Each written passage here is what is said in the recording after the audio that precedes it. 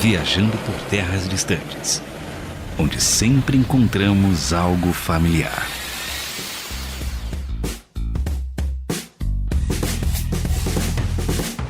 Eu sou o André Castilho e imagino uma sequência de história em quadrinhos com a filha de Jefté chegando na tenda do pai, cantando, enquanto ele pensa que terá que sacrificá-la para cumprir um voto a Deus, como está lá em Juízes 11. Tá bom.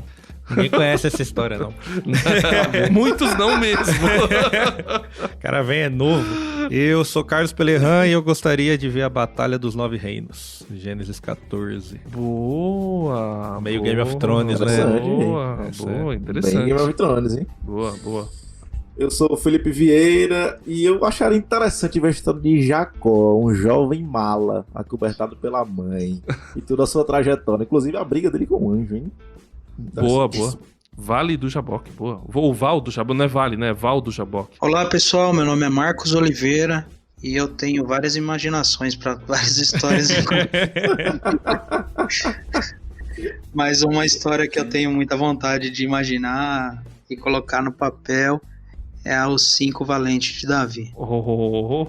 Aqui só clássicos. Ele tem muito pano pra manga, hein, velho? Vamos formar uma editora aí, vamos lançar uns filmes aí. Desculpa. E aí, galera, meu nome é Douglas Freitas, sou advogado, escritor e eu imagino talvez uma bruxa ou uma necromante ou uma pessoa que mexa com umas coisas assim meio estranhas lá na antiguidade, falando com o rei e vendo um profeta morto. Opa, esse quadrinho já existe. É a Necromante, publicado pela Script, e eu fui o autor. É aquele momento jabá. Muito bom. Daqui a pouco... permite, é claro. Daqui a pouco o Marcos vai ter o dele também. Mas a verdade é que toda obra de arte busca fontes de inspiração. E quanto mais rica é essa fonte de inspiração, maior será o potencial daquilo que é produzido. Existe uma fonte que já inspirou filmes, livros, pinturas, esculturas, arquitetura e até mesmo quadrinhos, muitos deles altamente premiados. Estou falando da Bíblia, o livro sagrado dos cristãos, e vamos falar sobre a nona arte que é baseada nesse livro.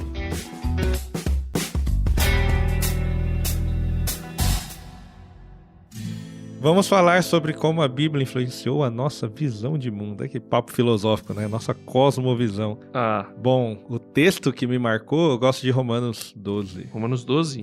Eu acho que ele me levou a pensar bastante sobre as coisas, a ter uma mente mais racional. E a partir disso eu comecei a entender que a gente pode enxergar as coisas da Bíblia no nosso mundo, no nosso dia a dia e aplicá-las. E por que não também em histórias. Então acho que isso me ajudou muito a moldar a forma que eu leio uma série, um filme, um livro, né? A gente comentou, não aqui no Viajando, mas em outros podcasts, sobre o Matrix, que na rádio teve um monte de podcast que a gente falou sobre o Matrix. É verdade. E ele eu acho que é uma grande sacada, porque é um filme que, independente da sua fé, você olha e fala, meu Deus tá aí. Então, acho que isso é bacana. Quando você tem essa virada de chave pra gente que é cristão, na Bíblia é muito bacana, que você começa a olhar pras coisas e fala, faz sentido isso aqui que Deus falou, olha, isso aqui lembra a minha palavra de Deus e tudo mais. E quando lê a obra aqui desses monstros que estão aqui, é muito interessante ver como uma história que muitas vezes eu li como a da Necromante tranquila, quando você olha, parece um filme de terror, né? Você tá ali e fala, meu Deus, Saul deve ter... Fiz questão de ler à noite, com luz baixa. Ouvindo um uivo no fundo? Não ouvi uivo não, mas rapaz, porque aí você pega o clima, né? É muito interessante. Agora, o que eu acho legal é que boa parte do ensino da Bíblia é em narrativas, através de narrativas. E mesmo aqueles que são mais descritivos, como Romanos 12, tem uma história por trás, né? E se você é no pain no gain, tem aí o Josué bombado também. Inclusive, cara, Oi? Isso! Inclusive, logo vira jogo. Vai virar jogo. Vai virar jogo. Não, a gente vai falar sobre isso no... Tô na espera. Mas fala aí, Felipe. Only PS5. Aí você chora aí, ó. Vai ter que comprar o Play 5 ou um Xbox Series ou montar um PC massa aí pra rodar, que a gente tá fazendo Green Gin 5. Ô, O louco. braço dele não vai caber na tela, né, velho? Tão trincado, o cara vai... O jogo 2 ele encontra e bate no Kratos. Bom, velho, minhas experiências eu nasci em lar cristão, né? Então, como uma boa e velha criança com pais cristãos, tem aqueles livrinhos bíblicos, né? Então, acho que isso foi uma das coisas que mais me marca, assim, porque são mini histórias, né? São resumos, assim. São coisas que não só marcaram a minha infância, mas por algum tempo eu ainda deixei guardado. E algumas dessas coisas, eu não sei se eu comentei em algum programa que eu guardo para os meus filhos, né? Eu não me lembro se eu ainda tenho todas essas revistas. Tinha os clássicos 1 e clássicos 2. E aí alguns dos livros da Bíblia tem resumo dessas historinhas. Mas se eu fosse botar um versículo, eu pegaria o clássico, né? João 3,16. Porque eu lembro que minha família toda ela tinha uma escola. Nessa escola, eu e alguns dos meus primos cresceram estudando lá. Então, praticamente do maternal até alfabetização, eu estudei com 2 dos meus primos lá. E muito disso foi provindo do que minhas tias me ensinaram. Todas as minhas tias davam aula nessa escola, né? Algumas com formação e outras não, mas querendo ou não, é uma bagagem boa que eu carrego até hoje. E com isso, tipo, são 3 coisas que eu linko, né, praticamente. Esses livrinhos, esse versículo, e tem uma música que já ouvi depois de velho, né? Que é do Michael Gungo, chama Prodigal, que se for traduzir, no caso é pródigo, né? No refrão ele fala, nada se compara ao que tu fizeste por mim. Praticamente são coisas que se linkam ao João 3,16 também. Então são coisas que eu, analisando, se fosse olhar pra trás, assim, diria que são pontos chaves, assim, que marcam, e sempre que possível eu relembro, né? Marca muito a minha vida. Então fala João 3,16 de cor aí, Felipe. Porque Deus ama o mundo de tal maneira que deu seu Filho unigênito. Fala todo aquele que nele crê, não pereça, mas tenha vida eterna. Felipe crente no podcast, ninguém entende nada, né? Opa! Que é isso, cara? Ai, Se ai. converter essa semana? Ô, Marcos, você já contou até a sua experiência aqui em outro episódio, mas se você pudesse falar de um texto, um livro e versículo que foi fundamental, principalmente naquela época que você falou que você, né, fez a virada e saiu de uma vida que não estava legal e foi... resolveu dar um rumo certo para sua vida, qual versículo você diria que te mudou? Na verdade, toda palavra, ela... cada hora ela fala uma coisa com a gente num tempo diferente, né? Mas um versículo que me marca muito é Isaías 52:9, né? Voarão mais alto como águia, né? Correrão, não se cansarão. Enfim, eu não sei de cor, porque eu sou ruim mesmo de memória. eu sou capaz de eu falar, eu tenho que ler o nome da pessoa e falar, porque senão só chamo de Jesus e não de Genésio, porque isso aí marcou demais. Senão... Mas assim, eu sou bem ruim mesmo, assim, em questão de memorizar, eu pego o contexto e tomo aquilo como minha vida. Mas eu lembro, assim, de Isaías, se eu não tiver enganado, é 59, agora já fiquei confuso se é 59, 52, sei lá, eu agora já. Na dúvida, vai ler de Isaías. Mas é esse versículo, né, que voarão altos como águia, correrão, não se cansarão, enfim. Esse contexto foi um contexto que marcou bastante, que foi bem nessa época aí que eu comecei a fazer quadrinhos, foi quando eu sofri um acidente de carro e tal, que eu já contei, acho que num outro episódio. Isso. E aí esse versículo marcou bastante, assim, marcou tanto que eu ganhei, na época, eu lembro de aniversário, eu ganhei 2 camisetas de Isaías, e aí era uma branca e uma preta com a águia, assim, e tinha esse versículo nas duas, e era de pessoas diferentes, é por isso que marcou bastante. Interessante. Isaías 40:31. Chegamos perto. Isso aí, tá vendo? 52 eu achei. A margem de erro do igual. 12 para mais, 12 para menos. Isso foi só contador, né? Fazendo disclaimer, se você ouviu o barulho de Olodum, é a mesa do Felipe, né? Que ele tá batendo aqui no fundo. Poxa, cara. Tá em festa junina e você tá aí tocando um tambor no meio do podcast, mas tá bom. Douglas, vamos lá. Qual versículo... Tem algum texto da Bíblia que foi importante para sua visão de mundo? Que influenciou sua visão de mundo? Gênesis 1:1. Ô, louco. Sério, eu sempre fui muito questionador desde muito novo. E eu tive uma criação na igreja adventista, né? E minha família toda de lá. Então, é uma denominação que estuda muito a Bíblia, tem muito tem escola sabatina, tem muita leitura e estudos mesmo, desde novos, né? Então a gente sempre estudou muito, então sempre me criou uma cisma, né? A criação divina e aquela que a gente aprende na escola e que hoje a gente, quando cresce, começa a ver como que é a questão do evolucionismo e tudo mais. E por muito tempo eu tive uma dificuldade muito grande de conseguir equacionar isso, né? Como se fossem excludentes uma da outra. E depois de mais velho, eu passei minha adolescência quase toda fora da igreja. Depois de mais velho, me caiu uma ficha que não é o acordado na maior parte das denominações religiosas, né? Mas para mim me faz um bom sentido, né? E bom, talvez quem esteja nos escutando também. Existe uma inteligência muito grande na Bíblia, num aspecto científico mesmo. Vou dar um exemplo. O povo hebreu, ele era um povo que era considerado o povo de Deus, e ele era um povo destacado em relação aos demais povos. Grande parte porque eles viviam mais do que os outros, né?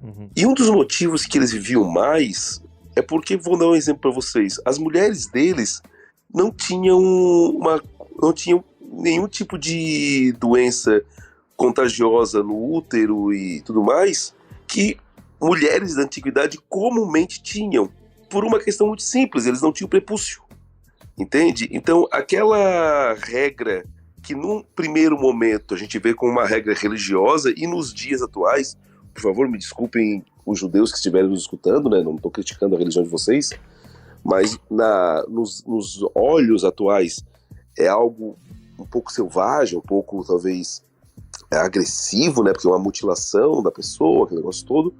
Naquela época salvava vidas, porque eles viviam no deserto, eles tinham pouco banho, pouco tudo. Então tu nota que havia um desenho inteligente para aquele povo. E não para aí, ele vai em outros aspectos. Por exemplo, no Velho Testamento e no Novo Testamento existe uma lista de animais que são considerados impuros, que não se devem ser comidos. Faz pouco mais de um século que a gente consegue comer porco sem ter o perigo de ter uma tênia, alguma doença mais grave. Hoje, por todo o sistema que hoje nós temos de higiene, então, hoje nós podemos dizer, é seguro comer porco. Mas até há 200 anos atrás não era. E naquela época eles já não comiam. E não só o porco, como, por exemplo, um animal com escama por dentro da pele. Que hoje é sabido que o peixe tradicional, que tem com a escaminha por uma sardinha e tal, ele não pega as mesmas doenças de um peixe como a raia, cação, tudo que a escama é interna. Porque no caso a pele dele fica em contato com lugares poluídos, por exemplo. Entende? Então, às vezes, ostra, por exemplo, biblicamente não se come ostra. É uma delícia, mas não se come outra coisa. Por exemplo, pouco tempo atrás, uma série de pessoas com intoxicação, porque ostra, ela não tem sistema de filtragem. Se tiver doença na água, ela vai pegar. Então, tu começa a notar que, por mais que tu acredite na ciência, porque a ciência não é uma questão de acreditar, é um fato, mas por mais que tu nota que havia uma ciência numa época que não tinha estudos para ter essa ciência. Então, da onde veio esse conhecimento? Entende? E aí agora vamos falar de Gênesis 1. Se nós analisarmos os 7 dias da criação, claro que muitas pessoas vão ter a fé de que aquilo ali foram 7 dias reais. Eu entendo que aquilo é uma alegoria, não foram 7 dias reais, mas é uma alegoria sobre como foi criado o mundo. Se vocês notarem, o próprio processo de evolução, ele é idêntico às regras dos 7 dias que foi escrito há mais de 6.000 anos atrás. É só pegar a sequência. A luz, separou a luz do céu, depois foi separado terra e água, depois nós vamos ter primeiro os vegetais, depois nós vamos ter depois os animais, depois que nós vamos ter os seres humanos. Se tu parar para pensar, ou se não fosse inspirado, o Moisés, quando escreveu Moisés escreveu, né, o Gênesis, né? Uhum, sim. Moisés, sim. por exemplo, pensando no homem como centro de tudo, ele poderia botar que o homem foi a primeira coisa que Deus criou. Não, ele colocou como a última. Os animais depois da floresta, sabe? Os peixes antes. Então, tu começa a notar que existe até uma ordem científica nos dias atuais da própria criação. Então, aonde eu quero chegar? Elas não se excluem. a fé e a ciência não se excluem, sabe? E eu acho que nós temos, e a Bíblia cada vez mais, ela tem, como foi falado há pouco tempo agora por vocês, ela tem cada vez mais a nos ensinar, porque existe uma inteligência dentro da Bíblia muito grande e que a gente ainda está descobrindo nos dias de hoje. Por isso que me impactou sempre muito o Gênesis 1, porque eu acho que ele é um divisor de águas para mim, pelo menos. Pro Felipe também, que ele não passou de Gênesis ainda. Que maldade. Eu, João, não passei por Gênesis ainda. Nossa, muito legal isso que o Douglas falou. É legal ver as visões de todo mundo, né? Eu tenho a minha primeira experiência com Deus, né? Eu também sou cristão, né? Como o Felipe foi criado, como vocês, né? Na verdade, o pessoal aqui, todo mundo teve pelo menos uma criação inicial em uma igreja cristã. E eu sempre me interessou muito textos apocalípticos. E a minha primeira experiência com Deus tem a ver com o livro de Apocalipse. Então, o livro de Apocalipse sempre foi, assim, algo que eu gostei, que me interessou, que me instigou, e é um livro que eu gosto de estudar. É claro, na adolescência eu gostava muito de estudar os evangelhos também, adoro ouvir sobre Jesus, ouvir Jesus falar nos evangelhos. Agora, o Apocalipse, sei lá, ele é atraente pra mim. Então, e de uns tempos pra cá, depois, os primeiros capítulos de Apocalipse são muito legais, porque Jesus está no controle da história. Tá dando tudo errado, é uma época em que as coisas estão dando errado, Jesus está no controle da história. E os textos apocalípticos normalmente vão nessa direção. Deus, apesar de parecer muito que não, mas a coisa tá no controle de Deus. Deus não tá deixando tudo degringolar, apesar de às vezes parecer que tá. E outro texto que eu gosto muito é de Ezequiel. O livro de Ezequiel eu também acho muito legal, porque aquelas visões que são fantásticas, elas têm muito a ver com o momento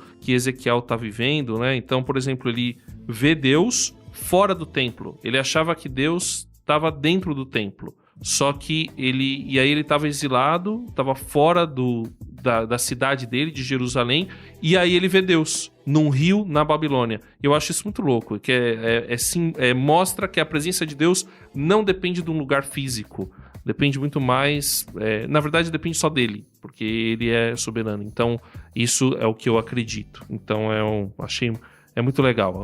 A Bíblia é um livro muito legal. Hoje a gente tem grandes convidados, né? Marcos já esteve conosco também. Inclusive eu errei o nome dele na Estação Central, né? Chamei de Marcos Olivares, que é... o Marcos Olivares é um locutor daqui da rádio. Fiz um merchan interno. Isso. Mas a gente tá com os dois aqui e vamos falar primeiro sobre a história do Douglas, já que é a primeira vez dele aqui. Sim. Tem a Necromante. Explique mais pra galera o que é esse quadrinho, como foi a sua ideia, toda a trajetória pra conseguir lançar ele. Isso, só para falar um pouquinho que o Douglas, ele é produtor cultural, advogado, como ele falou, né, roteirista. Ele não sei se você ainda tá fazendo, Douglas, mas tem uma uma Comic Con lá de Floripa, que ele é um dos organizadores. Isso mesmo. Isso, muito louco. Um dia eu vou pra Floripa pra ir nessa Comic Con. Eu nem vou lá pra... Venham. Bem-vindos. É muito gostoso aqui. Muito bom, cara. Então fala pra gente aí. Imagina, como eu falei pra você no início, sempre me interessou muito, né? O estudo da Bíblia, né? Eu tive um processo de crise de fé, né? Eu acho que é muito comum na adolescência, acho que quase todo mundo passa isso, principalmente quem foi criado dentro da igreja. Por sorte, eu não precisei voltar pela dor, né? Então, consegui voltar pelo amor mesmo. Mas eu nunca deixei de gostar dos textos bíblicos e fazer os paralelos com o nosso dia a dia, com a cultura pop e tudo mais. E, por exemplo, existe um gênero de literatura que é o espada e feitiçaria. Ele é um gênero que ele é o grande representante do gênero é o Conan, né? Todo mundo conhece o Conan. Sim. Conan o Bárbaro e tal. O filme teve do Schwarzenegger. Mas antes disso tinha quadrinhos. Isso, antes disso tinha quadrinhos, e antes dos quadrinhos tinha os livros do Robert Howard, que é o criador do Conan. E ele é considerado o pai desse gênero, né, da espada e feitiçaria. Porque é um gênero onde encontram bárbaros e encontram feiticeiros. E antes dele, obviamente, a gente tem alguns escritos que falam sobre esse gênero, mas ele é considerado como um gênero que é novo, né, um gênero que agora do século XIX, século XX. E quando, nos meus estudos aí de Bíblia e tudo mais, quando eu me deparei com a Necromante de Endor, O que já começa a ser interessante, porque a palavra Endor, que é o nome daquela lua lá dos Ewoks, do Star Wars, tá na Bíblia, é o Endor, Sim. é o mesmo nome, Sim. né? Então a gente já sabe de onde é que o Jorge Lucas pegou o nome da lua. Ah, esses judeus de Hollywood. Exatamente. Nós temos uma história que é uma história de espada e feitiçaria. Ela tem os mesmos elementos de uma história moderna de espada. E aí eu convidei o Marcel Bartolo, que é um grande desenhista, um grande artista, uma pessoa que eu admiro muito, se ele não poderia fazer uma ilustração deste trecho da história, que é claramente um trecho de espada e feitiçaria. Só que isso seria a primeira camada, né, que a gente está discutindo nesse quadrinho. Existe uma segunda camada, que é uma camada doutrinária, né, teórico da Bíblia, que é que os cristãos, em geral, não acreditam na vida após a morte. As igrejas evangélicas como um todo, e até a Igreja Católica, pelo menos quanto ao dogma dela, né, se entende que a pessoa sabe, usa aquele texto da Bíblia, né, que a pessoa viva sabe que vai morrer, mas os mortos nada sabem. A Igreja Católica ainda utiliza doutrinariamente a ideia de que a pessoa morrendo ainda vai para um purgatório antes de ir para o céu ou para o inferno. Então existe uma certa consciência após a morte, né, que é esta alma e tudo mais. As igrejas evangélicas já entendem que não, que a pessoa fica no pó da terra, morto, e só vai ressuscitar quando Jesus voltar na segunda vinda, né? Então são algumas diferenças doutrinárias que nós temos nas igrejas. Mas a doutrina espírita, por exemplo, ela já se permite falar com os mortos. E a doutrina espírita ela é muito própria das religiões de matriz oriental, né? Tá lá essa ideia de falar com o morto e tudo mais. Só que, pelo sincretismo religioso que nós temos no Ocidente, é muito comum tu ver um católico espírita. Já é mais difícil tu ver um evangélico espírita. Porque como o católico já acredita no purgatório, no céu, no inferno, ser espírita não é tão longe do que ele acredita. Já para os evangélicos é mais complicado. Pode ver que é por isso que é tão difícil achar um evangélico que também seja espírita. A grande questão é que, no texto da Necromante de Endor, nós temos um ponto que sempre foi muito discutido doutrinariamente dentro dos debates bíblicos, porque ali tu tens uma mulher, que é uma feiticeira, é a última que se conhece, porque o Saul havia mandado matar todas as feiticeiras, porque afinal de contas a necromancia, falar com os mortos, na Bíblia é considerado um pecado. Então foi mandado matar todas as necromantes, mas ele, num ato de desespero, porque tá para morrer ou tá para ser atacado pelos filisteus e vai ser uma barbárie a luta, ele tá sem Samuel, que foi o último grande profeta, e ele vai lá atrás dessa última necromante pedir para ela falar com Samuel, para Samuel conversar com ele e ele ter algum conselho antes da guerra, como acontecia antigamente. Ela, no primeiro momento, ela fica receosa em dizer que ela porque afinal de contas, se ela dizer realmente eu sou uma necromante, ela poderia morrer, porque estava proibido, mas é visto que era Saul e etc, e ela invoca Samuel. E Samuel, quando vem, a primeira coisa que Samuel faz é dar um esporro no Saul. Que isso, cara? Tá me chamando por quê? Tu sabe que não pode, é pecado. E isso tudo tá na Bíblia. E aí o que é mais interessante é que quando tu olha com um olhar um pouco mais distanciado, tu tens algumas lições e algumas coisas interessantes de ser analisadas. A primeira, se ali era Samuel, e o próprio Samuel falou que era pecado fazer a necromancia e tudo mais, então, teoricamente, existe alguma coisa além da vida, pelo texto de Reis. Segundo ponto, existe a possibilidade, então, de pessoas humanas invocar os mortos. Até porque se não fosse isso, talvez não teria motivo do porquê ser proibido. Então tu começa a notar que existe um ocultismo dentro da própria Bíblia. Uma vez eu ouvi um pesquisador falar uma coisa que é muito interessante, que na antiguidade, hoje a gente fala que nós somos monoteístas, né? A gente acredita apenas em um Deus. E quando a gente fala de outros deuses, geralmente a nossa reação é uma reação de bobagem. Porque tu acredita somente na existência de um Deus. Não é que teu Deus é mais forte, que teu Deus é melhor, não. Tu acredita só em um Deus. Então, para ti, os outros deuses não existem. Esse é um dos motivos do massacre que aconteceu na Idade Média, quando começaram os europeus a encontrar, por exemplo, os povos nativos. Porque na cabeça deles, só o meu Deus existe, esses deuses de sol, de lua, então é bobagem nós vamos te doutrinar para a religião correta, né? Essa é a grande questão, porque os próprios demônios da Bíblia, né? Eles são deuses de outras civilizações. Baal era o deus de outra religião, de outro povo, e por aí vai, entende? Então é aquela velha história que o meu demônio é o deus do outro. Então, quando dentro de hoje que a gente tem essa noção, tanto que eu posso fazer um exercício rápido com todo mundo que está nos escutando aqui. Quem aqui faz algum tipo de oração ou acredita ou atende que é possível adorar Zeus, Thor, Odin? Estão entendendo? Uhum. São deuses de outras religiões e que a gente simplesmente a gente vê como mitologia. A gente não olha o nosso Deus como um ser mitológico, porque o nosso Deus a gente entende que é um Deus real. E esse é o grande mistério da fé. Mas o povo da antiguidade, muitos pesquisadores falam que na antiguidade eles não tinham essa visão. Na antiguidade, as pessoas, mesmo os hebreus, acreditavam na existência de vários deuses.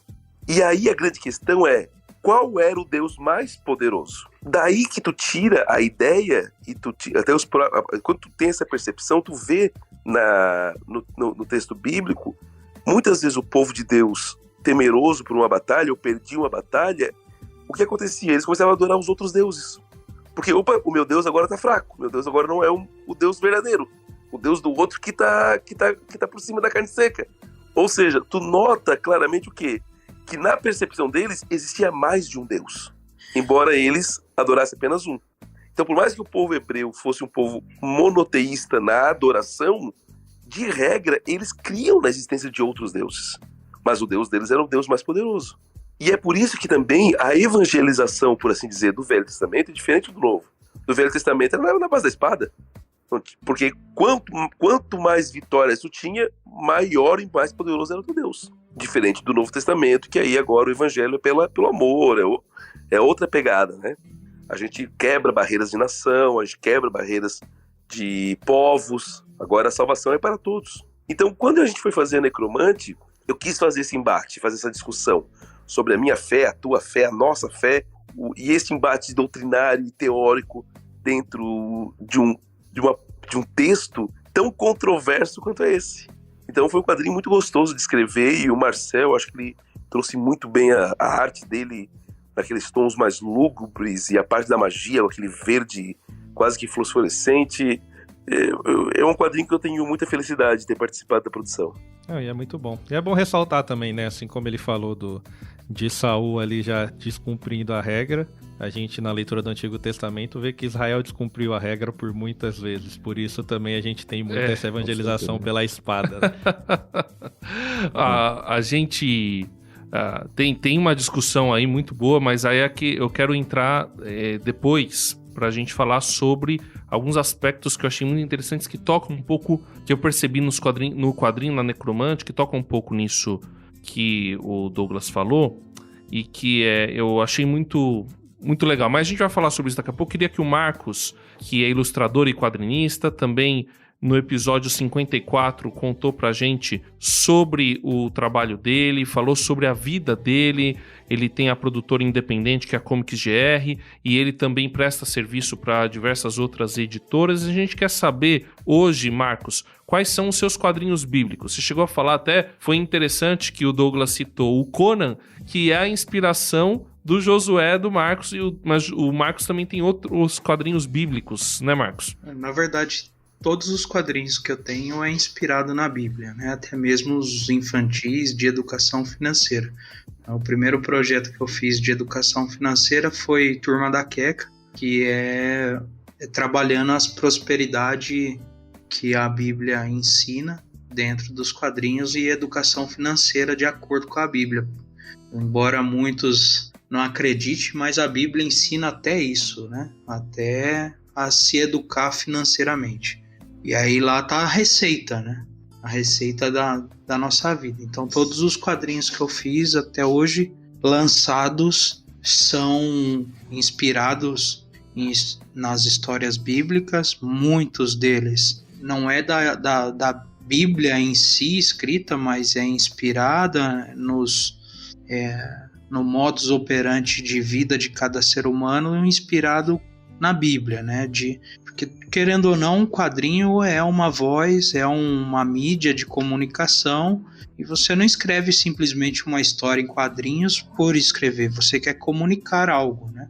E normalmente o que o autor quer comunicar é a sua mensagem, que é a mensagem que ele carrega, é a cosmovisão dele de mundo, enfim. Mas o quadrinho mais inspirado mesmo diretamente na Bíblia é o Josué de Overcoming Fear.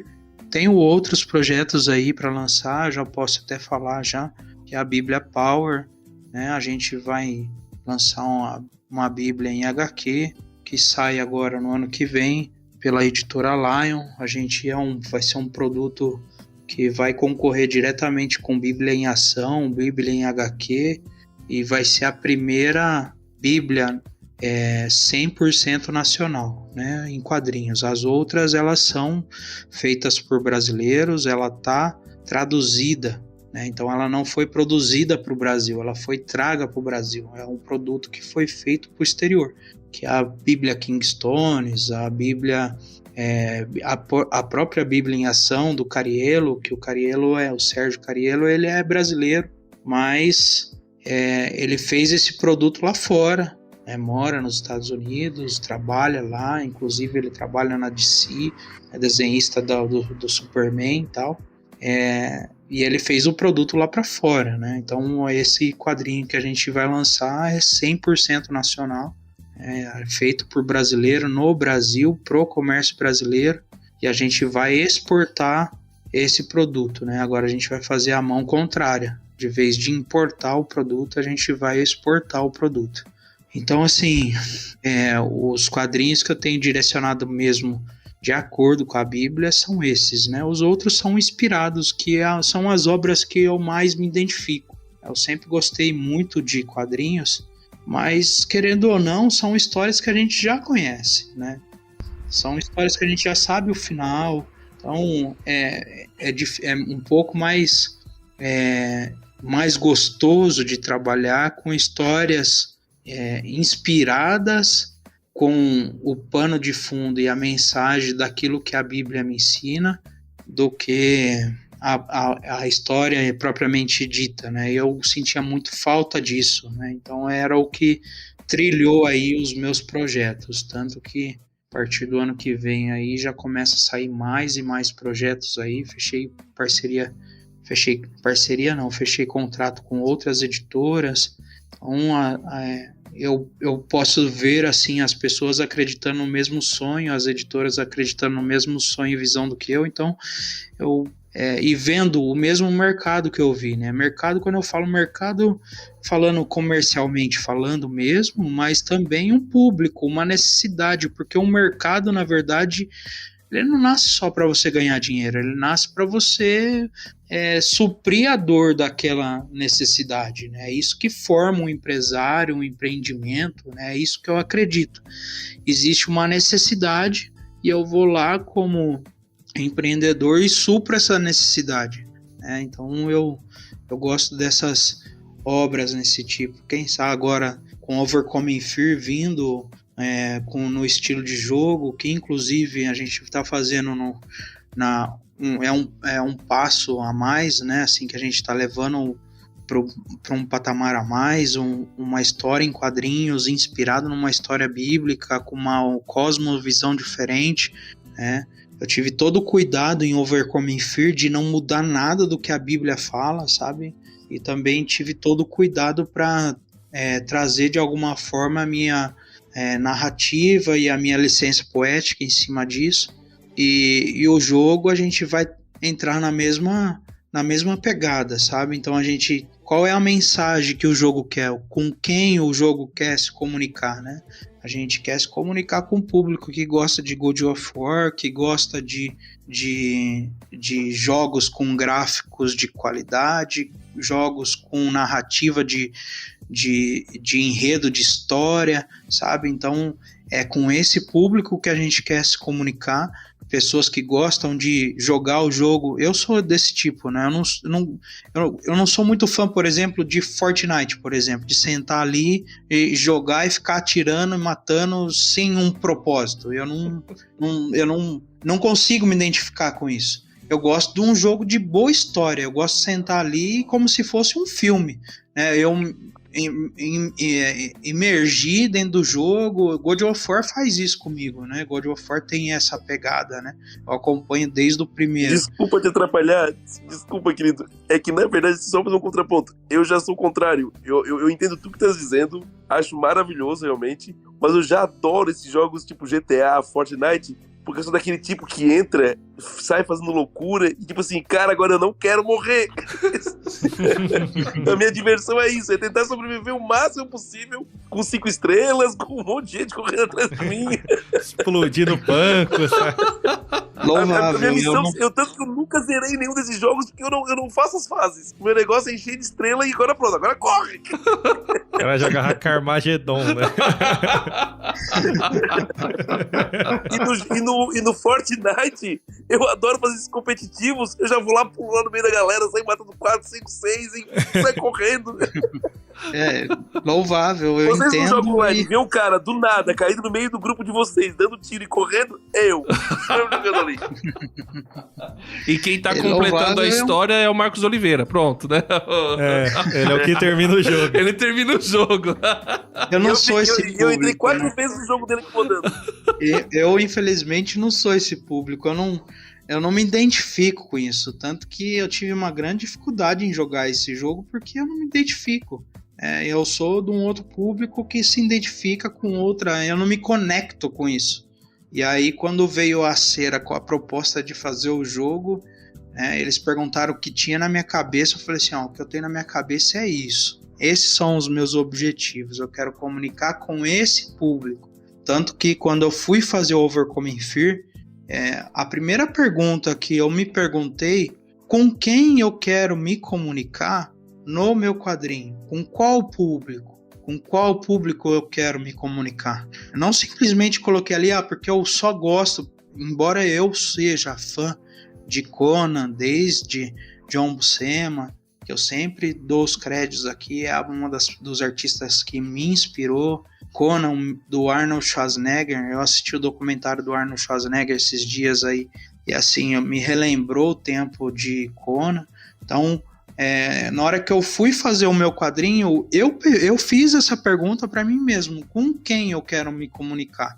É com esse público. Tanto que essa pergunta eu vejo como tão importante para os criadores de obras, porque é essa pergunta que vai nortear para quem eu quero comunicar, e isso vai fazer com que me blinde. Do quê? Vou dar um exemplo. Poxa, mano, sabia que Conan que Josué não era musculoso? O povo de Israel não era musculoso? Não é com esse público que eu tô comunicando, é com o público que gosta de Conan. Simples assim.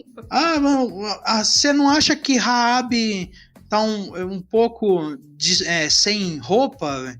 Tá de biquíni, velho? Cara, você conhece as obras de John Buscema?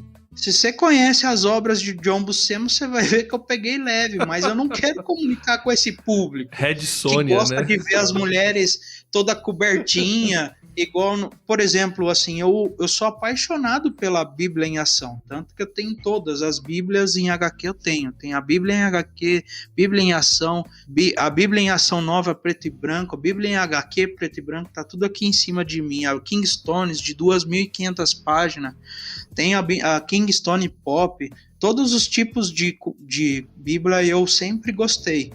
Mas o que eu queria comunicar? Eu queria comunicar da mesma forma, ser ali fiel com as vestimentas da época. Não é com esse público que eu quero comunicar, né? E é isso que norteia as minhas artes, as minhas obras, é com o público que eu quero comunicar, né? Então, eu acho que eu me alonguei bastante, desculpa, mas assim, eu vejo que isso é de extrema importância, sabe? Para eu nortear minha obra, com quem eu quero conversar, porque isso vai blindar a minha... Porque, querendo ou não, nós que somos criadores, na hora que a gente recebe uma crítica, é difícil a gente lidar com a crítica destrutiva. Com a crítica construtiva, ela é fácil de se lidar. Mas uma crítica destrutiva, ela é difícil de lidar. E eu só me blindo, né? Eu só continuo no meu prosseguindo com a minha ideia, com aquilo que eu quero comunicar, com a mensagem que eu quero trazer dentro dos meus quadrinhos, com a mensagem do quadrinho, e eu continuo persistente nisso, é a resposta dessa pergunta quando eu comecei, lá em qualquer um dos quadrinhos, com quem eu quero me comunicar, o que eu quero me comunicar, e isso me norteia, né? E aí são essas coisas assim que eu trouxe pro quadrinho, pro jogo, né? Então a gente está se comunicando no jogo com esse público que gosta de God of War, que gosta de sentar ali, de imergir na história. Essa é a pegada, que gosta de gráficos, porque tem gente que não gosta de gráfico. Tá um exemplo aí de que aí tem um público que faz parte disso. Minecraft é o maior jogo que tem, cara, e não tem qualidade gráfica, né? O negócio é ir lá e construir casinha, eu não sei mais o que faz, velho. A vitória dos pixels, né? Porcaria de gráfico. Então, assim, dos quadrados. Então, eu só concluindo, eu vejo que, assim, a gente tem que ver com quem eu quero me comunicar, qual é a mensagem que eu quero trazer, e dentro disso formam as minhas obras. As minhas obras que são de quadrinhos e outras produções que eu tenho hoje. E aí, além disso, eu tenho meus princípios, né? Eu já fui convidado para fazer hentai, eu neguei para fazer, porque isso fere os meus princípios. Então, e não era... o hentai, para quem não sabe, é aqueles quadrinhos de pornografia. Eu tava num evento, um produtor tava lá acompanhando eu fazer o desenho do Batman. Ele falou assim, cara, gostei muito dos seus traços, acho que ia pegar bem com... Tem um projeto de hentai, assim, assado, um quadrinho mais erótico, não sei o quê. Eu falei assim, cara, você vai me desculpar, mas eu não faço isso. Josué, e depois o cara quer que eu faça isso. Eu falei, cara, viu um Batman, já enxergou além, né? Pra fazer uma mulher assim, Thundercats, visão além do alcance. Não é, velho? Caramba. A espada E aí justiceira eu tava falei louca. assim, cara, não dá pra mim fazer esse tipo de trabalho, não dá. Cara, mas é $150 por página, a gente vai fazer umas 300 Aí balança páginas. o peão, Assim, $150 por página. 300 páginas. mas não tem coisa que dinheiro não paga, velho. Aí Com eu falei assim, certeza, cara, desculpa, eu falei, mas mesmo se você falasse pra mim que fosse $500, eu não ia fazer. E aí, depois disso, na hora que terminou o evento, o cara chegou assim, ó, só pra você ter uma ideia de como a nossa posição como ser humano, isso reflete, né? Os quadrinistas de toda a região, dos eventos onde eu vou, sabem que eu pratico arte cristã, né? Que remetem o cristianismo, que é tudo, até as minhas fanarts são para isso, né? Eu tenho lá o Groot que eu fiz, que é a evolução, né? Tá baseado lá em Provérbios, igual o pessoal do Parábolas faz, enfim. Então, todas as minhas fanarts, eu tento envolver a cultura pop com o cristianismo e trazer uma mensagem. Então, os artistas sabem qual é o tipo de arte que eu desenvolvo. E uma das artistas, quando ouviu o cara falando pra mim fazer um hentai, eu nem falei assim, não deu nem tempo de eu falar. Ela levantou e falou assim, não, Marcos não faz esse tipo de arte, né?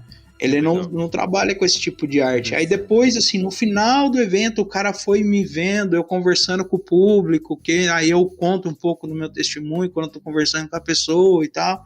E aí ele ficou sabendo que eu tinha saído do mundo das drogas, ele falou assim, cara, me desculpa pela proposta que eu fiz, mas eu tenho um outro projeto que eu acho que daria pra você tocar, né?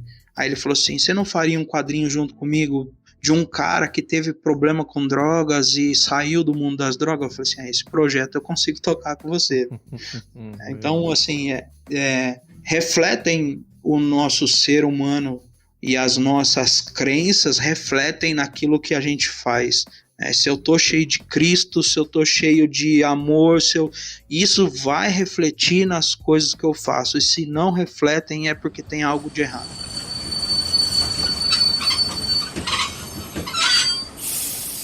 E a gente faz uma pausa aqui enquanto a gente fala sobre quadrinhos bíblicos, Carlos Pelerran, para convidar as pessoas a elogiarem, criticarem, conversarem, sugerirem, né? Pode sugerir temas, falar com a gente através dos nossos canais aqui do Viajando por Terras Distantes. Nossos canais, o Twitter /X, ViajandoTD, o e-mail, viajandoporterrasdistantes@gmail.com e o nosso Instagram, @viajandoporterrasdistantes, onde você também pode pedir para entrar na nossa comunidade. Nossa comunidade no WhatsApp, que está muito legal, então você pode entrar lá. E este episódio aqui, que é o de quadrinhos bíblicos, em primeiro lugar, acho que é importante a gente falar isso, né, Carlos? Ele tem duas visões de mundo diferentes. Uma visão do Marcos Oliveira e uma visão do Douglas Freitas. Então, são duas visões diferentes, inclusive eles vêm de tradições diferentes, e aí o Douglas se percebe que ele vem de um outro ambiente, e o Marcos vem de outro ambiente, eles têm visões diferentes ali a respeito do mesmo assunto. Você vai perceber, inclusive, depois, continua ouvindo o programa, você vai ver isso, né, ainda mais. E eu acho interessante isso. Eu gosto da gente olhar assim, porque você viu pessoas diferentes que produziram quadrinhos baseados na Bíblia. Eu torço pela discussão. No meio... Entre um e outro, eu torço pela discussão. No meio de uma luta de boxe, eu torço pela luva, né? Eu torço pela briga. Eu gosto da briga. Mas não houve... O que foi legal que não houve briga. Eles, não, né, aliás, concordaram em muita coisa e foi bem interessante isso daí.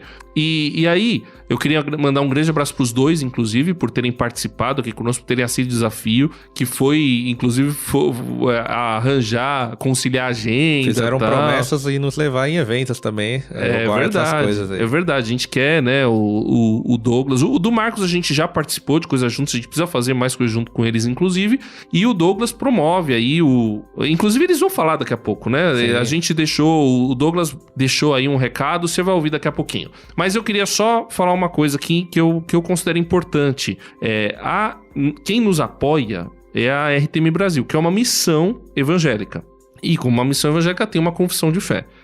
Apesar de você ter visto as visões de mundo aqui, então a confissão de fé da RTM Brasil, vai lá no site da RTM Brasil, clica lá em institucional, você vai ver qual que é a confissão de fé. E ela tem outros programas, você que não conhece, que falam, inclusive, sobre os textos que foram comentados aqui. O texto da Necromante, que é um texto muito polêmico, e realmente existem muitos estudiosos que entendem que foi Samuel que apareceu ali. Mas do ponto de vista bíblico, existe uma coisa muito importante, independente se acredita que foi... Existem três visões principais, que é Samuel, que foi Samuel mesmo, que ali houve uma permissão divina para que ele aparecesse, inclusive fosse instrumento de juízo contra Saul. Existe uma visão de que foi um demônio, que era um espírito maligno ali, que se disfarçou, inclusive porque ele erra a previsão, né? Ele fala uma coisa e no detalhe não acontece exatamente o que ele diz.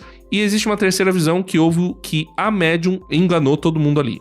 O quadrinho, isso eu achei muito interessante, eu até falei isso pro Douglas durante o programa, o quadrinho, ele é ambíguo de propósito. Então, no quadrinho, você não sabe direito o que é. Quando você lê o quadrinho, numa hora você acha que foi Saul, tem hora que você acha, poxa, foi a médium que aparece até o olho dela verde. O quadrinho é eu achei o quadrinho muito legal nisso. E ele tem uma liberdade poética ali no fim também.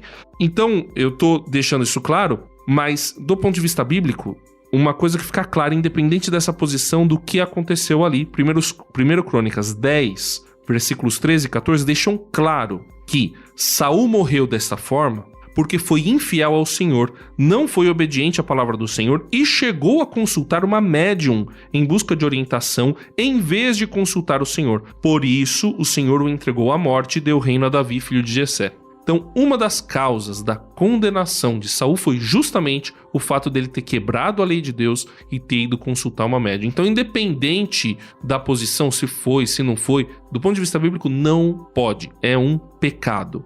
Do ponto de vista de uma teologia bíblica e evangélica, tá bom? Então, só a gente deixar essa posição clara, obviamente, eu falo aqui com todo respeito às outras religiões. Se você é espírita, né, se você é de uma religião de matriz africana, ou uma religião oriental como o hinduísmo, o budismo, etc e tal, ou outra religião xamânica, por exemplo, né, que reza aos antepassados, alguma coisa assim, eu respeito as visões de mundos de todos vocês.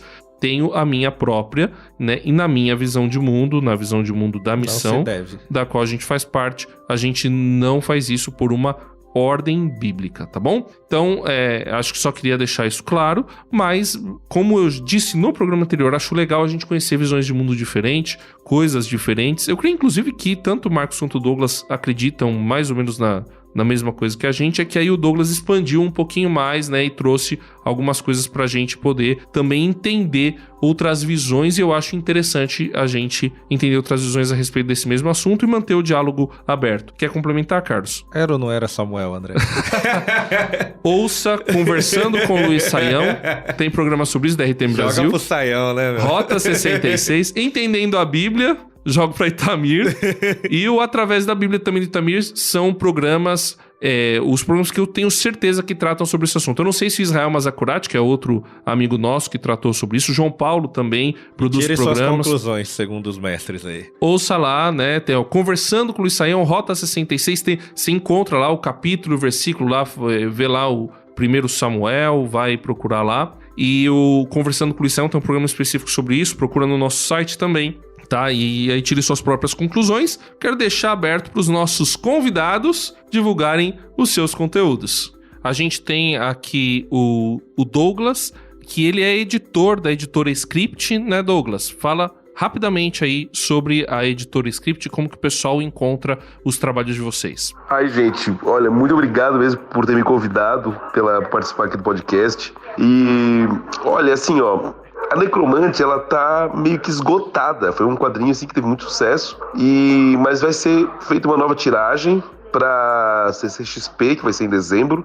Inclusive a Script vai ter um stand lá no evento, tá? Então fica todo mundo convidado. E ainda em quadrinhos bíblicos, eu convido vocês a conhecerem o Apocalipse de São João pela Script, que é um quadrinho italiano da Bonelli. É lindo, do Corrado Roy. Lindo, lindo, lindo, sim, vale muito a pena. Tem na Amazon para vender. É um quadrinho maravilhoso, vale muito a pena mesmo. E meu próximo trabalho com o Marcel, né, do Necromante, vai ser o Lobisomem da Babilônia, falando sobre o Nabucodonosor e quando ele virou uma espécie de lobisomem, né? E tô preparando pro ano que vem, mas aí não vai ser com o Marcel, vai ser com outro autor, um quadrinho meio que de terror falando sobre o Legião e a possessão lá dos porcos e Jesus ali naquele exorcismo que ele fez. Então é isso. Obrigado mesmo. Prazer estar com vocês, prazer conhecer todos vocês. E a todos que nos escutaram, um beijo. Fique com Deus, literalmente. Marcos, fala um pouco sobre rapidamente como é que o pessoal encontra a Comics GR. O pessoal encontra muito fácil a Comics GR, www.comicsgr.com.br, lá tem todas as redes e já indica para todas as nossas plataformas. E vamos continuar falando sobre quadrinhos bíblicos.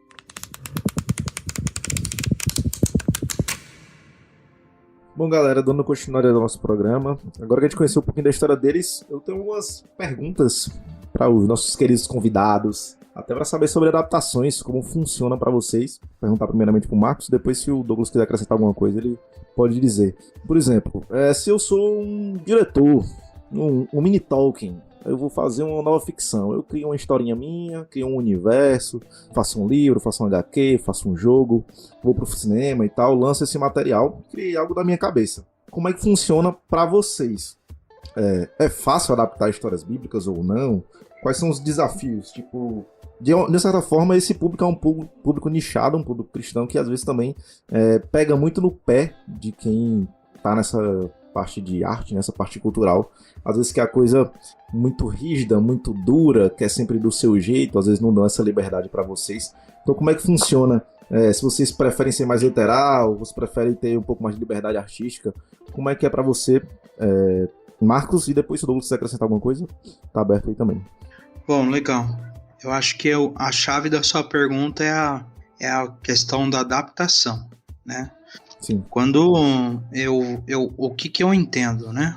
Quando a gente vai fazer uma adaptação, seja a obra que for, eu acho que o grande X da questão é o respeito pela obra original, né? Então, quando nós vamos fazer uma adaptação da Bíblia, né, falando propriamente dita, eu preciso respeitar o autor principal. Quem é o autor principal da Bíblia? Então eu preciso respeitar a mensagem do autor principal. Vou dar um exemplo assim, bem clássico. A pior adaptação que eu vi foi Thor Love the Thunder.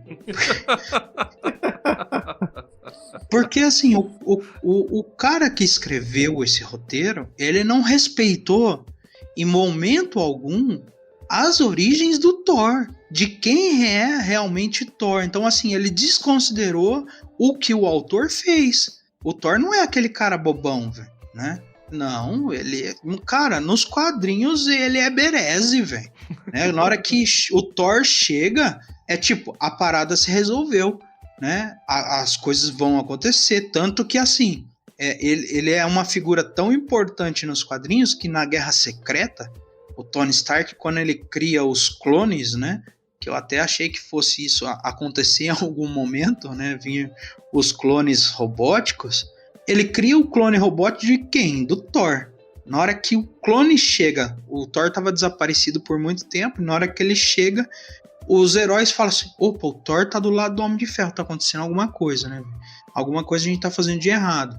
Então, assim, o Thor, ele não é aquele cara, velho. Então, o escritor, ele desrespeitou totalmente o que o autor, a mensagem que o personagem tem e carrega, a história que o personagem tem e carrega, ele desrespeitou completamente ali, velho, né, com a obra principal. Então, quando eu vou... Por que eu dei essa ilustração? Porque quando eu for relatar, seja ela qual seja quando eu vejo que isso tem que acontecer, eu respeitar a mensagem do autor principal. A Bíblia, querendo ou não, tem um autor, né? Ela foi escrita por mais de não sei quantas pessoas lá, eu não me recordo a numeração de cabeça, que eu já falei que eu sou ruim de número, mas tem vários autores envolvidos, mas existe uma mente inteligente por trás que guiou toda essa história. Então ela tem se a gente vê de Gênesis até Apocalipse, é uma sequência narrativa de uma mensagem que ela tem meio, começo e fim, né? E aí dentro de cada mensagem ela vem trazendo, ou seja, por exemplo, se a gente pegar ali João está relatando Deus como amor, né? O amigo, o estar mais próximo e tal. Então o Marcos já é outra pegada, é faca na caveira, né? E, enfim, né? Tropa de elite. E demônio saindo pelo ladrão, né?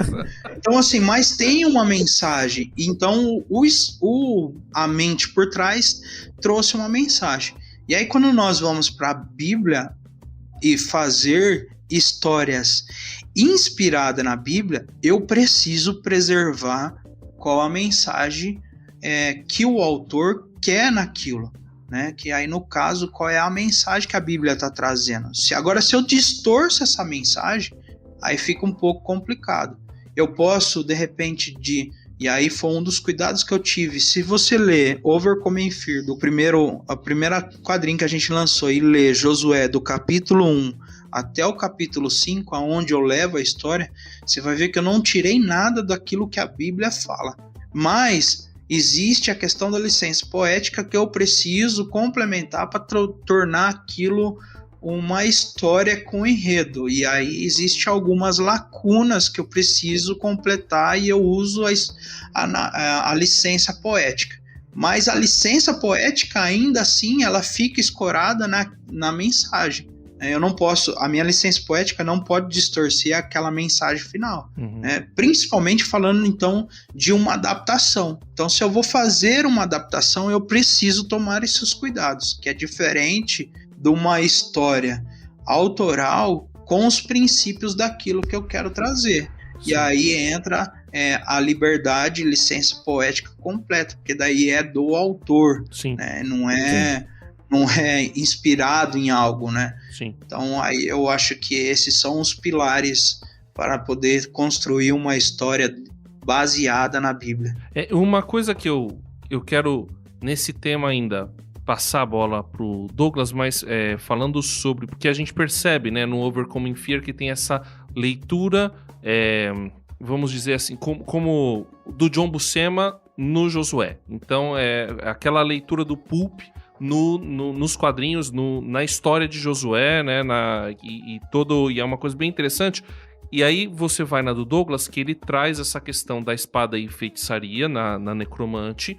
E eu achei muito interessante, falando da parte da literalidade, e é algo que eu vi em outros autores, né, que o Douglas tem um pano de fundo cristão, né, e a gente vê aí até uma fé, mas hoje não tá, até se esclarecer, né, não tá em uma religião, mas eu vi uma busca por também manter aquilo que o texto trazia e manter inclusive ambiguidades do texto. Porque no próprio texto bíblico da médium de Endor, às vezes você fica na dúvida, em alguns momentos, se ele está falando com Samuel diretamente ou se está falando com a médium e com Samuel pela médium e se ela está sendo intermediária. E eu percebi que nos quadrinhos, e eu não sei se isso foi exatamente proposital, no Necromante tem isso. Tem uma certa ambiguidade ali, Douglas, e até no final você fica na dúvida, porque eu percebo que aqueles mesmos olhos verdes que ficam no Samuel, ficam na Necromante quando ela se despede ali da comitiva de Saul. Então, como é que fica essa questão da literalidade da interpretação, e você conseguir manter até mesmo ambiguidades e essas coisas que estão no texto numa obra, mantendo esse princípio, né, daquilo que o autor queria falar, como o Marcos falou, numa adaptação como vocês fizeram na Necromante? Na verdade, a gente tu matou muita charada, assim. A ideia era que Samuel viesse pela Necromante, né, e ele não viesse independentemente dela, porque senão perderia a ideia do porquê Saul foi até ela para conseguir falar com Samuel, né? Então teve que ser através dela. Aí a representação artística dele saindo do chão, aquele negócio todo ali, aí ele fica mais numa questão de alegoria dos quadrinhos mesmo, né? Pra poder realmente mostrar como é que a gente tem uma coisa mais concreta, que é uma coisa que os quadrinhos permitem, né? Que é ter o visual, né? Sim. Agora, quanto à questão de adaptação, eu vou ser bem franco. Quando adapta algo para outra mídia, o próprio nome já vai dizer que não é igual, né? Você está fazendo uma adaptação, né? Tá transformando de uma mídia X para uma mídia Y. E nem sempre as coisas se permitem ser transportadas daquela maneira, certo? De uma maneira assim tão literal, assim tão igual à mídia original. Tanto que a gente já viu filmes que muitas vezes quando não é um roteirista fazendo o filme, e sim é o escritor do livro fazendo aquele filme, geralmente o filme é ruim. Um dos grandes exemplos é o Stephen King, né? No livro funciona super bem. Agora, quando ele vai para roteiro de cinema, com exceção de uns 2 filmes, nenhum deu certo. E ele chegou ao ponto de querer até dirigir, que aí foi aquele do caminhão lá, que é tenebroso. Só que ele é tão ruim que ele dá a volta e fica bom, né? Ele vira um trash legal até. Então, assim, tem esse problema, né? Então, algumas concessões a gente tem que fazer. É claro que, como o Marcos disse, quando tu desvirtua demais o personagem, ele deixa também de ser o personagem, né? Ele vira outra coisa. Aí já não é mais aquele personagem, já é outra coisa. Então, por exemplo, tu vai fazer uma adaptação da Bíblia com Josué musculoso e tudo mais, eu acho super válido e super legal, porque tu não vai te comunicar com uma pessoa que quer ver um documentário ilustrado. Tu não vai se comunicar com essa pessoa, mas essa pessoa também não é teu público-alvo. Quem vai se interessar por aquilo ali é o adolescente, ou é o jovem adulto, ou é o adulto que lê o gibi e que tá vendo que aquela narrativa que ele estava acostumado lá nos seus gibis pode ser aplicado por um texto bíblico que tem uma lição, tem um aprofundamento, tem até uma tranquilidade de tu às vezes deixar uma criança ler ou de um adolescente ler, sabendo que não vai ter ensinamentos ruins ali, né? Por exemplo, eu tenho 2 filhos, eu tenho um filho de adolescente e tenho 2 filhos pequenos. Eu não me preocupo quando eu coloco um canal de infantil para eles assistirem, Porque eu não vou precisar ficar mediando, porque eu sei que já houve uma mediação prévia. Tudo que tá ali é muito bom, é muito acertado pra criança. A Bíblia tem isso, né? As histórias bíblicas têm isso. Por exemplo, eles adoram aquele programa do 3 Palavrinhas. Sim. Então, assim, são musiquinhas que, pô, é uma delícia. Minha filha perguntando como é que Jesus criou o mundo. Entende? Ela pergunta pra mim, quando a gente vai fazer oração, momento da oração, e bate a palminha. E o meu pequenininho de 2 aninhos também bate a palminha pra fazer o momento da oração, Que sabe? legal. Então, assim, são coisas que tu não se preocupa, porque tu sabe que tu tá sendo bem ensinado. Então, tu tem um quadrinho que a estética é uma estética mais moderna, tal, ela vai atrair novos leitores. Ela vai fazer muito bem. Então, esse purismo de não, tem que ser com a roupa da época, isso é pra documentário. É pra documentário, entende? Nada impede, obviamente, de tu querer fazer algo nessa linha. Mas não é errado tu fazer diferente, porque é adaptação, né? A proposta é essa. Então, por isso que, assim, na Necromante, a gente tentou adaptar o mínimo possível, deixar o mais possível fiel, não porque a gente não queria ter uma liberdade criativa, mas porque nós sabíamos que é um texto muito polêmico. Uhum. E se nós fizéssemos essa adaptação, a gente poderia sofrer críticas dizendo que a gente tinha algum tipo de viés, Sim. né? E nós não queríamos. Nós queríamos que as pessoas lessem e, se achasse muito absurdo, pegasse a Bíblia, desse uma lida e ia ver que é igual. Sim. Desculpa te interromper, Douglas.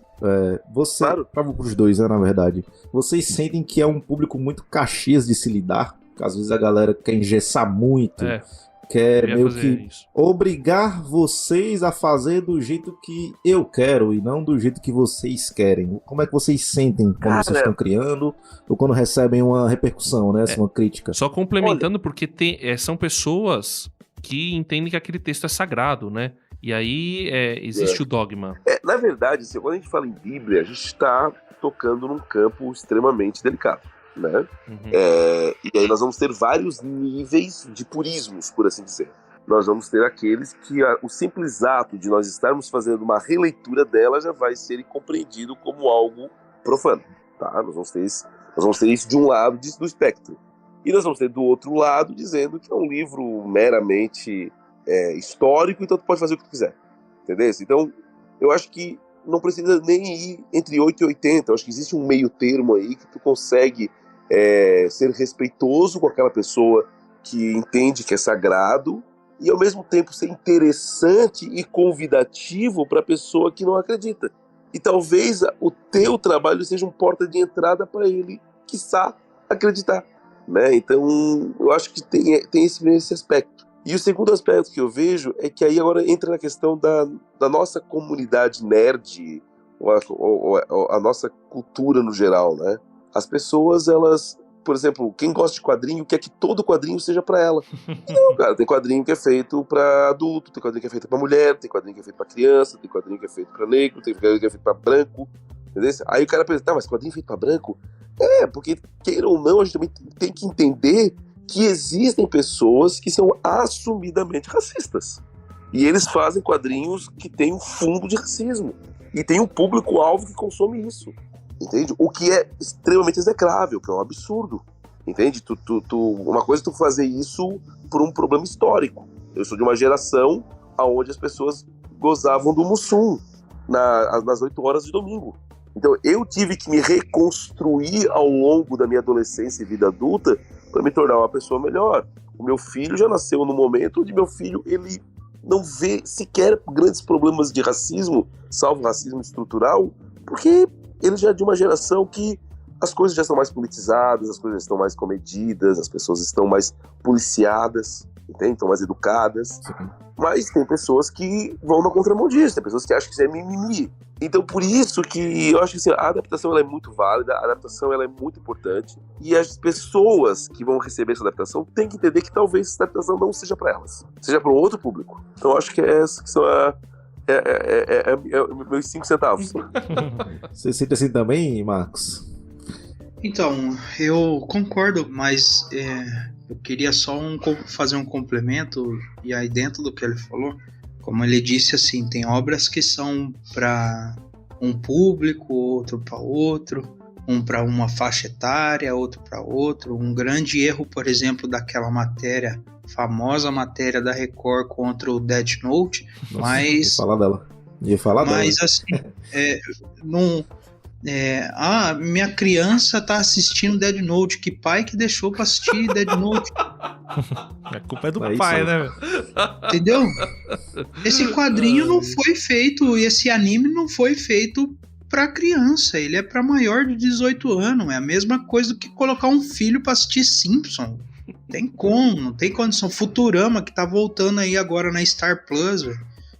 Paga nós aí, Star Plus. Chama nós. Então, assim, eu acho que são o grande problema só das coisas talvez seja não só por parte do consumidor, mas também de como se monta a proposta. Então, quando eu monto um produto, eu faço um produto que vão chamar o quadrinho, ou qualquer mídia é um produto, de como eu vendo essa proposta. Quantos não foi enganado na venda da proposta, por exemplo, do Scooby-Doo a Velma, a história da Velma. Eu achei que eu fosse ver Scooby-Doo, né? E eu não vi Scooby-Doo.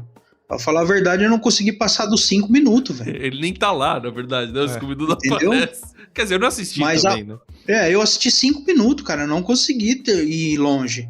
Mas foi vendido pra mim que ia ser a adaptação, como se fosse o início lá da equipe, então foi vendido pra mim como Scooby-Doo, velho. Então, cara, eu também caí nessa. Eu gosto muito de releituras de desenhos. Por exemplo, aquele desenho da Arlequina, eu acho incrível, porque ele faz a releitura da personagem, do Batman, então ele zoa o Batman. Eu gosto, porque ele comunica com a gente, sabe assim? Ele mostra, olha como é ridículo essas coisas. Então é gostoso ver isso, né? Sim. Quando esse da Velma, eu também pensei que fosse assim, cara, será que eles vão fazer uma coisa mais adulta? Uma coisa meio MSP da Turma da Mônica, sei lá, né? Cara, mas tava tão chato. Cara, não era nem só a questão da lacração, né, velho? Mas assim, mudou, cara, pelo amor de Deus. Então, assim, só concluindo o que eu ia falar, eu vejo que, assim, é muito também do que eu vendo como proposta. O produtor, como ele vende a proposta. Tem esses dois lados, né? Não só a questão do leitor, mas também quem vende a proposta. Por que eu falei tudo isso? Que nem quando o colega disse de um quadrinho mais fiel ao tempo, né? Por exemplo, né? Falando de Bíblia, as vestimentas e tal. Então, se o cara trouxer uma proposta, um documentário gráfico, a proposta tem que concorrer, tem que me fazer aquilo que está me propondo, né? Isso é comercialmente falando, né? Eu acho que caberia até alguns juristas entrar em processo na HBO e nesses canal aí por vender coisa que tá fora, né? Lei do consumidor, me vende uma coisa e eu consumo, entendeu?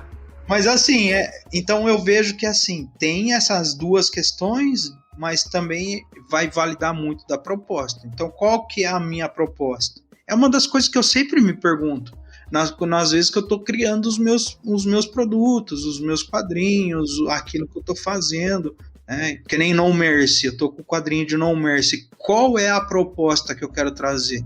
Eu quero fazer um mundo futurístico, estilo cyberpunk, com um clone e tal. Então isso está explícito. Na hora que você vê, as cores comunicam com isso, as paletas de cores eu escolhi no estilo cyberpunk, amarelo, rosa, coisas que remetem a isso, né? Então o cara já vê se ele se identifica ali, porque é a proposta. Agora, se eu trago uma proposta em todo o projeto de cyberpunk, ele na verdade é um romance, as coisas não... Entendeu? Então eu vejo que assim, as propostas elas têm que se colocar, porque daí entra a questão do público chato. Então, por exemplo, eu assisti uma live uns tempos atrás do pessoal que tava falando da novela da Record, e aí o pessoal tava ali, poxa, mas cara, não é aquelas roupas ali, não tinha naquele tempo, né? Não dá para acompanhar, porque aquelas roupas ali... Não... Cara, a proposta da novela é ser novela. Não, porque eles se pegaram muito no tempo ali que Davi ficou com Betseba e ficou muito nos capítulos pegando na... Cara, é proposta de novela. Novela faz isso. Os caras Se você querem pegar guerra na quem novela. gosta de novela, tem esse enredo aí, velho. Não adianta você esperar o The Chosen na novela da Record, não é a proposta. Entendeu? Vai estar ali aquela proposta, aquela câmera, aqueles close, daquele roteiro, daquele... Vai trabalhar quem era o filho da Batseba, quem era não sei o quê. Vai ter traição, vai ter um Carlos Miguel. Entendeu? Então eu vejo que assim, tem a questão da proposta e de entender aí assim, a gente se pega muito.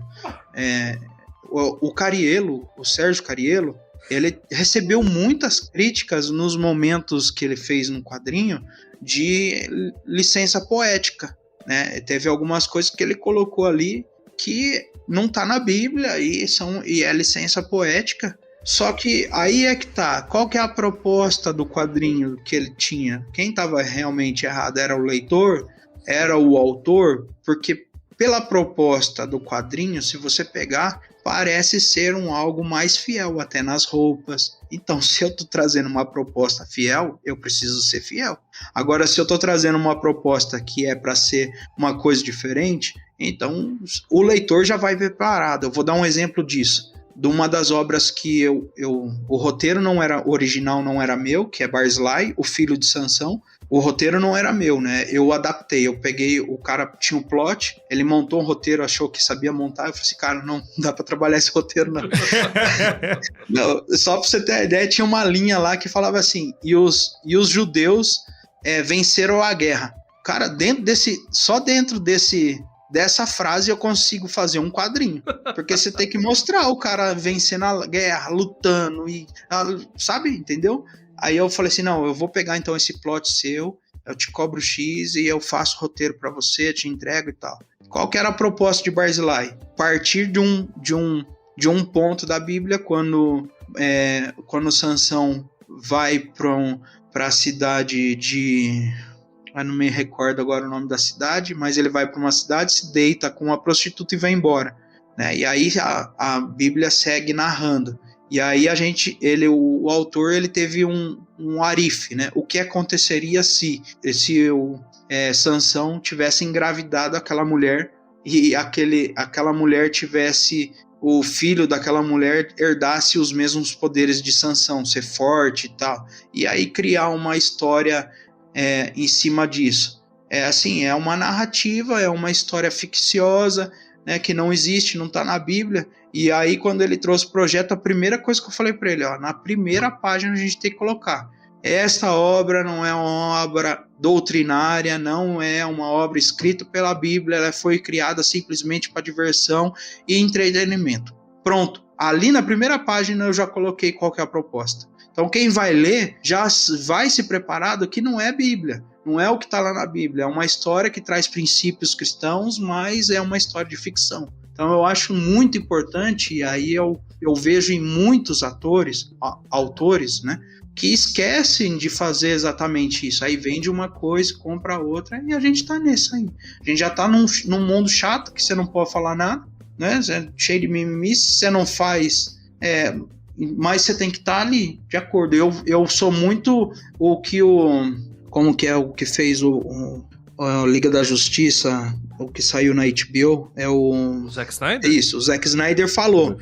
Por que o Zack Snyder falou quando ele estava na Warner, quando ele saiu? Por que ele saiu? Porque o pessoal não queria respeitar o que ele queria transmitir com o filme, né? Eles queriam copiar a Marvel, né? Que o que saiu lá naquele todo colorido. E aí ele fala assim, ele teve numa das entrevistas, ele falou assim, o roteiro, a mensagem do roteiro é a minha voz. E quando eu mudo isso, eles estão querendo calar minha voz. É por isso que ali está a minha identidade. Ali está o que eu enxergo do mundo, da Warner e tal, né, dos heróis. E aí a mesma coisa nós. Quando nós geramos a obra, eu creio que o colega aí, ele trouxe a visão que ele teve, né? Então isso precisa ser respeitado, até mesmo pelo leitor. E é isso que vai trazer também a fidelidade, enfim, né? Mas que a gente tem as pessoas chatas? Tem. Mas eu tenho os três lados aí, né? Primeiro é a venda, como que eu vendo o meu produto. A segunda é como o público recebe esse produto. E a terceira é a propaganda enganosa. Aí.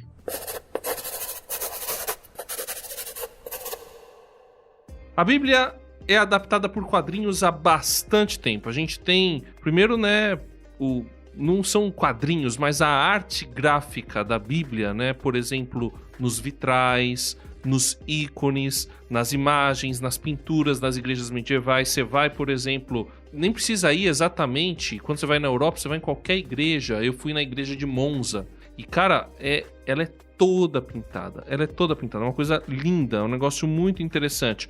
Quando eu chorei na frente da Catedral de Notre-Dame de Estrasburgo, na França, fui lá a trabalho, e tinha lá um vitral das parábolas de Jesus.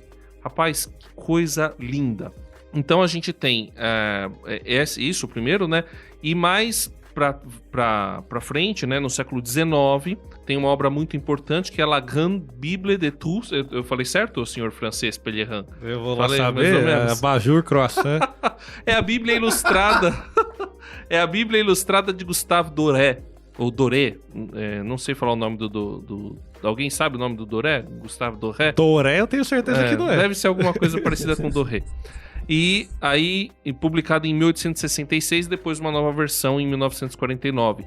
E a que eu achei que é a história bíblica, ou Histórias da Bíblia em Quadrinhos mais antiga, é Picture Stories from the Bible, né? Histórias da Bíblia em Quadrinhos, de 1947, mas estava até conversando com o Douglas, e o Douglas falou até na Era de Ouro dos quadrinhos, tinham muitas adaptações de histórias, né? Antes até de ter as histórias mais pulp, você tinha adaptações de ficções, de clássicos da literatura, e havia muito provavelmente havia adaptações de histórias bíblicas, né, Douglas? Aí a gente tem a Bíblia Kingston, que o próprio Marcos Oliveira citou, também produzida nos Estados Unidos, Mangá Messias, outras bíblias, né, a Bíblia em Ação, que já foi citada também. O Marcos Oliveira aí falou dos quadrinhos dele, que é Overcome Fear, e até achei que o Barzillai fosse seu, Marcos. Achei que... Quer dizer, o desenho é seu, mas achei que o roteiro também fosse, já revelou que não é, que é a história do filho de Sansão. E existe uma obra que eu acho muito interessante, que é Gênesis, de Robert Crumb. O Robert Crumb pegou o texto da Bíblia, eu acho que foi da Bíblia King James, e simplesmente ilustrou aquele texto, né? Colocou, e aí ele até pede desculpas no início, porque ele procura ilustrar, e aí é aquele negócio, né, Marcos? Você falou que alguém pode ter achado que você pegou pesado ao descrever a prostituta. Robert Crumb tem nudez e ele fala, eu simplesmente botei o que tá no texto bíblico.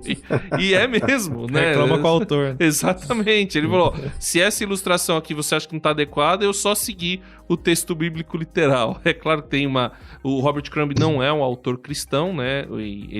Mas é muito interessante a leitura. Eu gosto de ver esse tipo de leitura no texto bíblico. A gente tem o Douglas, junto com o Marcel Barthot, a Necromante. Ele vai lançar novos quadrinhos aí pela Script também. E aí ele falou de um quadrinho lançado pelo pessoal a Bonelli, que foi publicado pela Script também, que é o Apocalipse, o livro das Revelações de São João, que é o Apocalipse em quadrinhos, mas com uma adaptação, eles falando de várias leituras feitas do Apocalipse ao longo da história, muito interessante também. Tem o Yeshua Absoluto, do Laudo Ferreira e Omar Vignoli, que foi publicado aqui no Brasil, ganhou prêmio pela Devir, e muito bom esse quadrinho também. E eu não sei se eu tô esquecendo algum quadrinho, o Marcos que conhece aí do pessoal, o Douglas também, tô esquecendo de algum quadrinho bíblico. Turma da Mônica aqui. Eu vou ser bem sincero pra você fez a lição de casa melhor do que eu.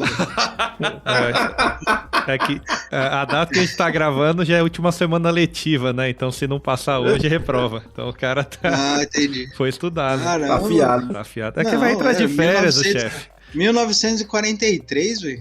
Não imaginava que tinha saído quadrinho nessa época aí de cristão, velho. Não, foi... É 47. 47. O cara foi 47. buscar lá atrás, meu. É, Ai? rapaz. Aqui é arqueologia. Ah, é. É que ele tava lá na época. Ele viu lá. Para com isso. Ele viu criar, né? Ele viu. Gênesis 1, né? A velha piadinha, né, do Éden. Que Adão perguntou, quem é esse aí? Deus falou, quando eu cheguei já tava, era o André.